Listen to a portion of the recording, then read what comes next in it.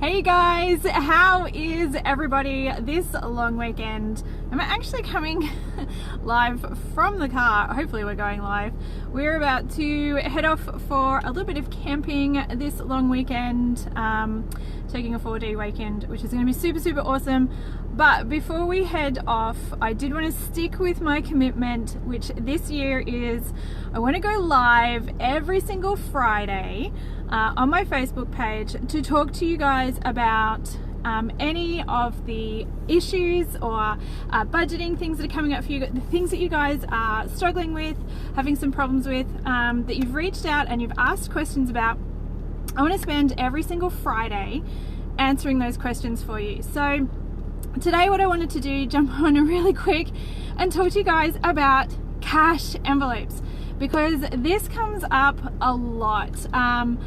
I know using cash is a bit of a funny, it's a bit of a funny topic. People are either in one of two camps, and you'll see a lot of people raving about using cash envelopes. I'll put my hand up and say I'm guilty of it. We have been using cash for a couple of years now, and it has really changed the way that we interact with our purchases. It's really changed our mindset about buying and spending, and it's been a really good thing for us in learning how to manage our money. So I do talk about using cash. I challenge you guys to do cash only weeks, and as part of the $1,000 challenge, I'm challenging everybody to have a cash only month next month if they can. You guys don't know this is coming, but I'm going to challenge everybody in the $1,000 challenge to have cash only February. But one of the things I will say when it comes to using cash envelopes is that I don't always follow a lot of the same rules that everybody else follows. We have found what's worked for us, and I encourage you guys to do the same thing.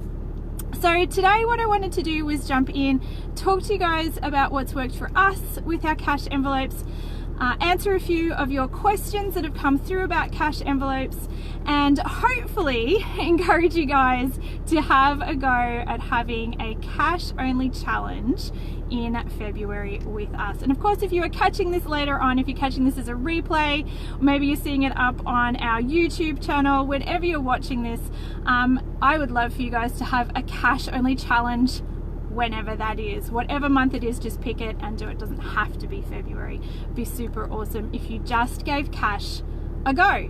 So hopefully you guys can hear me all right. The car is running at the moment because we are actually about to take off, and hopefully that isn't a problem for you guys. But anyways, what I wanted to do was talk to you about our cash envelopes and what's worked for us. I do have a few videos up on YouTube where you can actually see our cash envelope wallet that I made. This is just a planner from Kmart that I've just repurposed, and we have a few cash envelope categories that I just keep in here with these little homemade cash envelopes. So that's our system. It's really simple. One of the things that I get asked a lot is, first of all, what cash envelope categories do we have? Which then sort of always leads to the question of what cash envelopes should you have?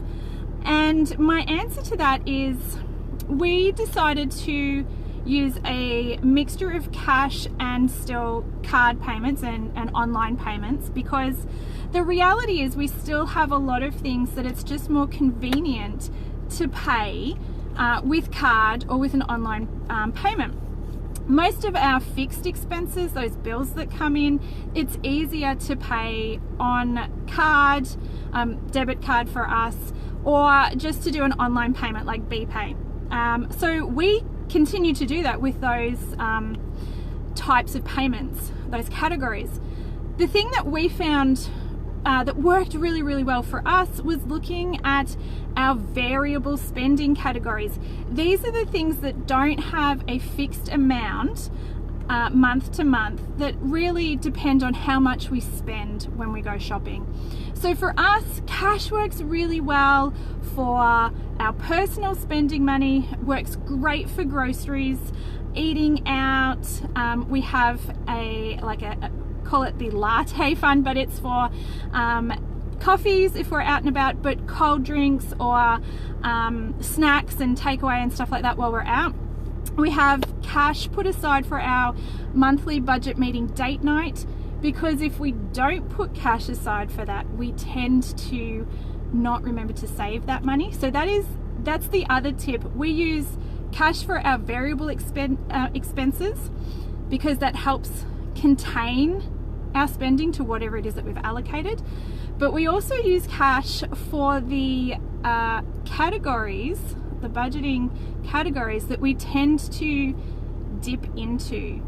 So for us, it was always our budget meeting date night. We seem to never have money left aside for that at the end of the month if we didn't specifically put it aside in a cash envelope.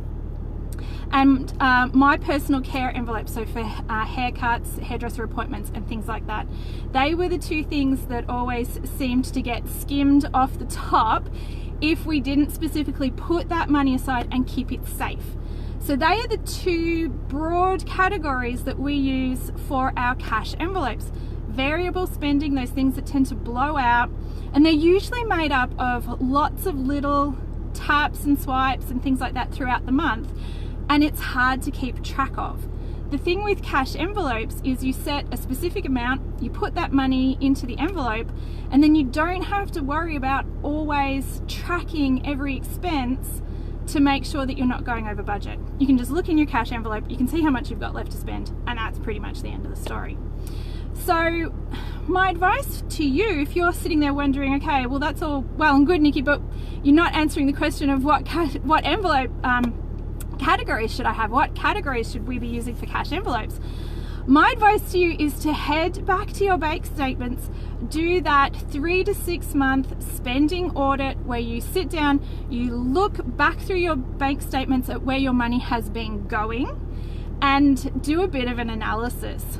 Decide which of the categories are made up of lots of taps and swipes, they would be your variable expenses, and decide which one of those you're having troubles keeping within its boundaries. So for us, it was groceries. I was really good at setting a grocery budget, but terrible at sticking with it.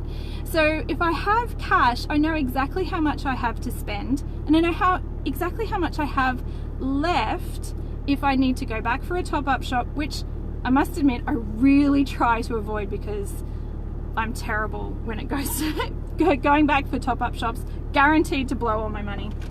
But I can quickly and easily see how much I have left without having to try and do heaps of mental math, working out what have I spent on groceries, but also what have I spent personal spending money, what Shan spent personal spending money, what did we spend on fuel, adding it all together, trying to work out what exactly is left for us to spend in whatever category.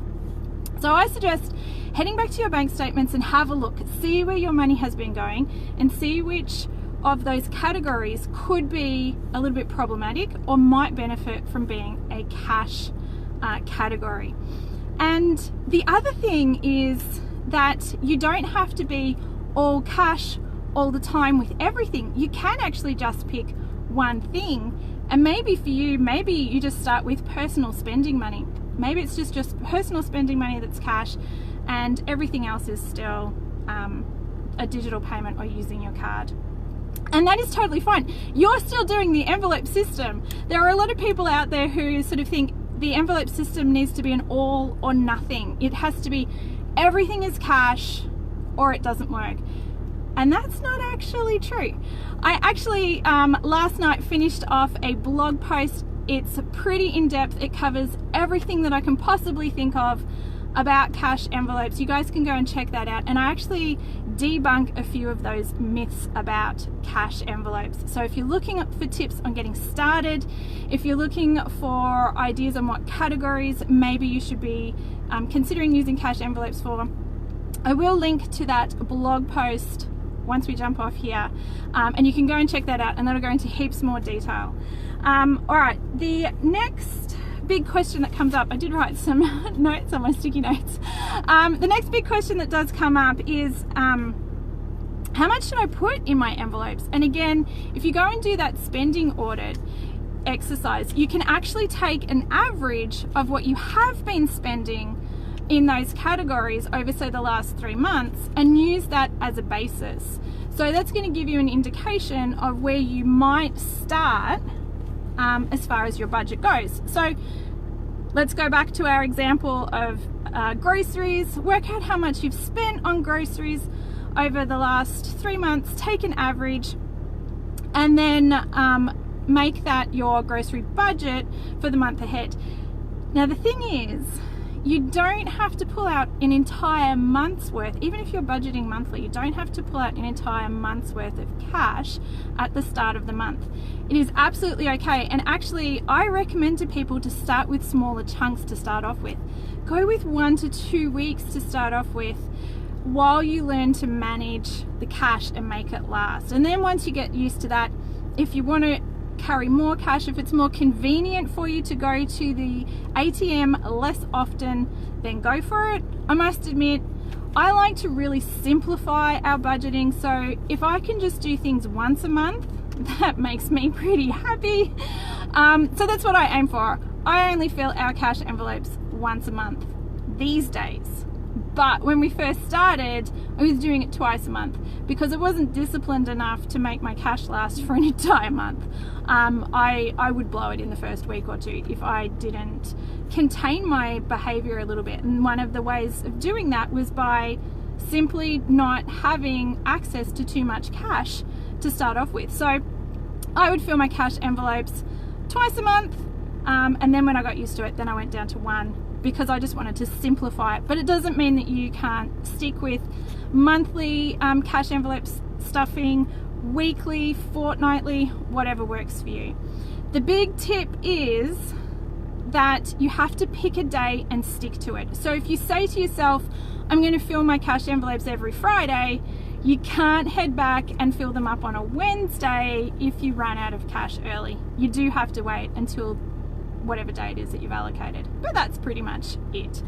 So how much should I put in them? Well, that's going to come from your budget. That's going to come from your spending analysis.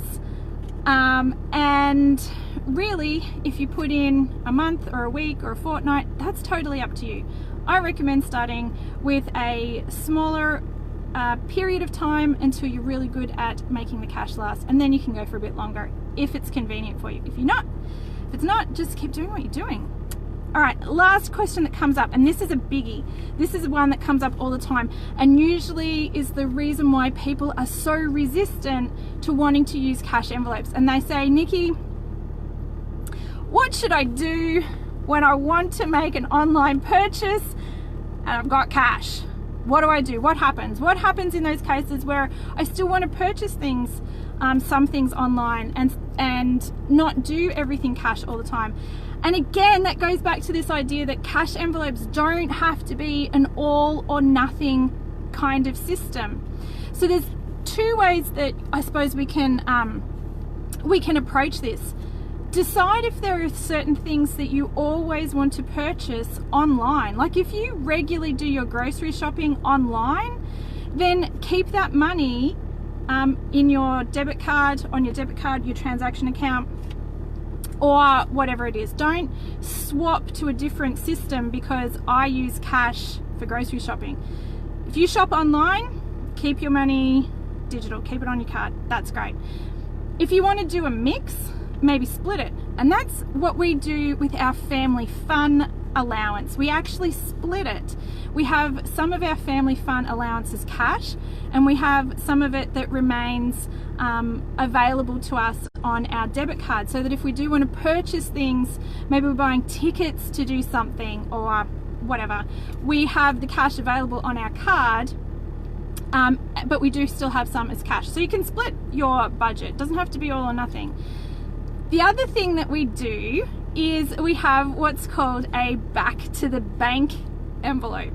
And so this is really, really good for the times that you've pulled cash out. You think you want to use cash. For example, a couple of months ago, I think it was November or December, I had my splash cash out, which was $50. We get $50 a month, and I actually wanted to buy a book, and I wanted to buy it online. So what I did was I purchased it online using our debit card. We always keep a buffer So we always have $100 buffer in our account in case we need to do these sorts of things.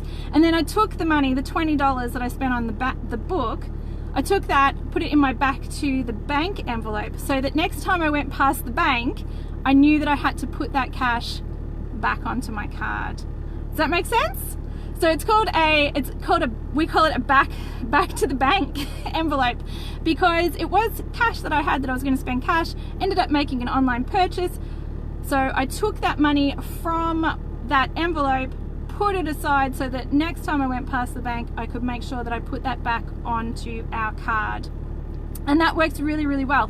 The only thing you need to do is make sure that you remember, if you have made an online purchase and you have cash for it, make sure that you take that cash, you put it aside so you can put it back onto your card, so you're not double dipping and spending the same money twice. That's the only thing you need to be careful of. But you know what? For the occasional times that it happens for us, it actually works really, really well.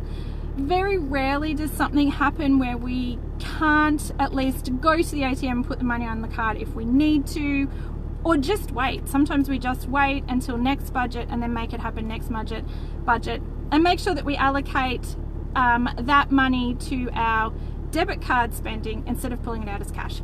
It's actually pretty straightforward and pretty simple. Once you realize that it doesn't have to be all or nothing. Cash envelopes don't have to be cash all the time. The reality is, you know what, we live in a digital world. Digital payments are convenient. Sometimes we have merchants who will only accept digital payments, and that's just it. That's what it is, and we need to learn to sort of work both ends of the system. There are some really, really great benefits to using cash, and it will absolutely open your eyes to a lot of your behaviors when it comes to spending and purchasing, and it is really a very worthwhile exercise if you are prepared to go and do that. And I'll actually link to another video that has 4 tips or 4 reasons why you really should try a cash only challenge. And I keep mentioning this cash only challenge. We are going to have a cash only challenge in February. I would love for you guys to join me for that. It's going to be part of our Frugal February challenge, which is another free challenge that we run, daily tips to help you just cut back and save around the house. It's all frugal living tips and tricks to get you guys more bang for your buck.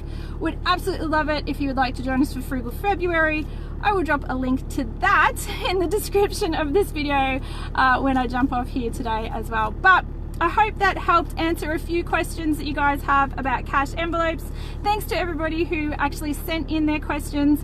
A couple of those were asked in the $1,000 challenge group, and I'm glad that I had the opportunity to jump on and have a chat with you guys about that, because I really do believe that using cash and using cash envelopes has 100% helped us budget better, manage our money better, and definitely helped us stop overspending and keep our budget within the limits that we have set.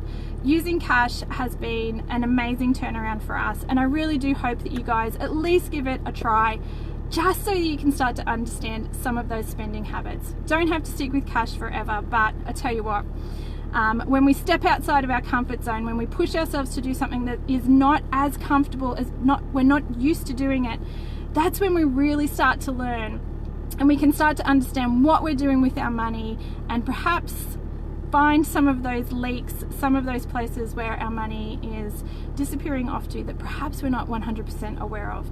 And that is one of the best things that we can do when it comes to budgeting, is understanding what we're doing with our money so we can make better choices. So that's it. I'm going to stop talking about cash envelopes. I'm going to let you guys get on with your weekends. I hope you have an absolutely wonderful Australia Day weekend. If you are heading out and about, hopefully we might catch up with you guys. We are heading up to the Vic High Country. We're going to spend a couple of nights up there camping, getting back into the camper trailer. It's going to be awesome. Hope you guys have a wonderful weekend, and I will catch you back on Tuesday when we come back to the real world. All right guys, I will talk to you later. Bye.